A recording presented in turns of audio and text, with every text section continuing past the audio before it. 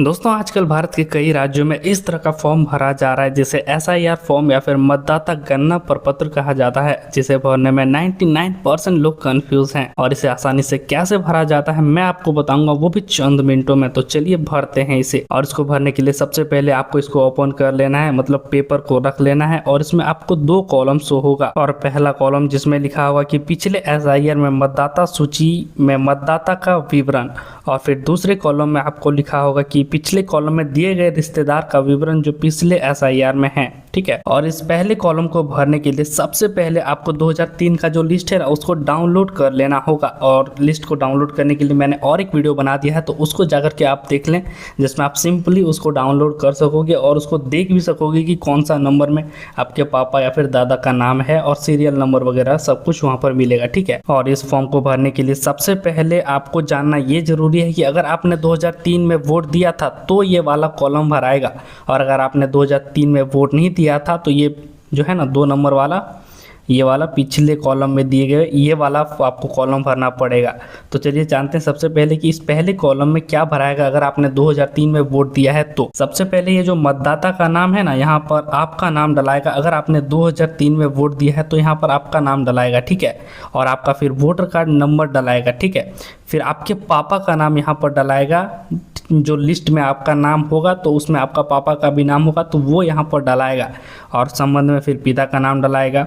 फिर जिला में जो आपका जिला है वो डलाएगा। और राज्य में जो आपका राज्य है जैसे झारखंड, बिहार, बंगाल, वो डलाएगा। ठीक है।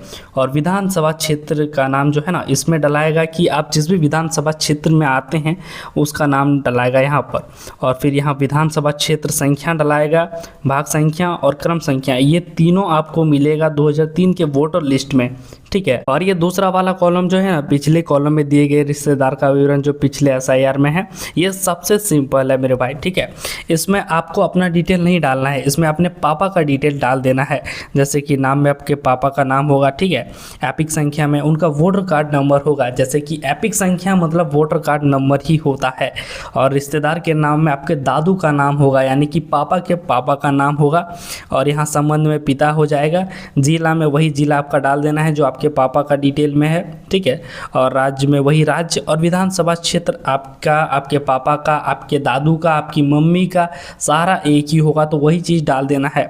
और फिर से ये जो विधानसभा क्षेत्र संख्या, भाग संख्या और क्रम संख्या है ना, यहाँ पर आपको वही BLO 2003 जो लिस्ट है ना वो BLO से पूछ करके कि विधानसभा क्षेत्र संख्या क्या है, भाग संख्या क्या है, क्रम संख्या क्या है, इस चीज़ को यहाँ पर डाल ही देना है। और बस आपका फॉर्म कम्प्लीटली हो गया। और फिर नीचे वाला ये जो कॉलम है डेट ऑफ बर्थ वाला, इसमें आपको खुद का डेट ऑफ बर्थ डालना है। यहाँ पर खुद का डेट ऑफ बर्थ डाल देना है।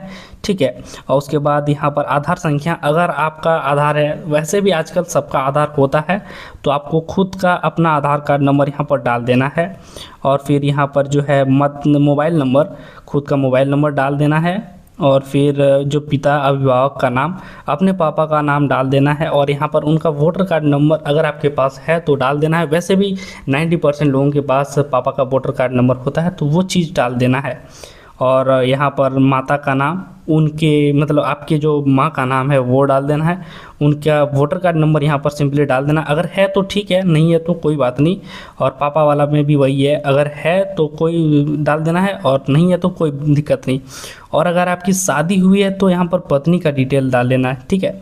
यहाँ पर पत्नी का डिटेल डाल देना है। और नीचे पत्नी का जो वोटर कार्ड नंबर होता है वो डाल देना है। और सिंपली ये सारा फिल हो जाने के बाद आपको ऊपर में जो है ना यहाँ पर आपका करंट अभी का फ़ोटो खिंचवा करके पासपोर्ट साइज के एकदम कलर वाला यहाँ पर चिपका देना है। ठीक है। अच्छे से चिपका देना है।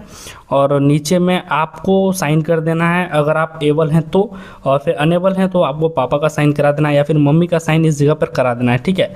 और यहाँ पर BLO अपना सब कुछ आगे देख लेगा और आपका फॉर्म सिंपली इस तरह से फिल हो जाएगा। वैसे कैसा लगा वीडियो आप कमेंट करके ज़रूर बताएं। और ऐसे हेल्पफुल कंटेंट के लिए मेरे चैनल को सब्सक्राइब कर लें। ठीक है।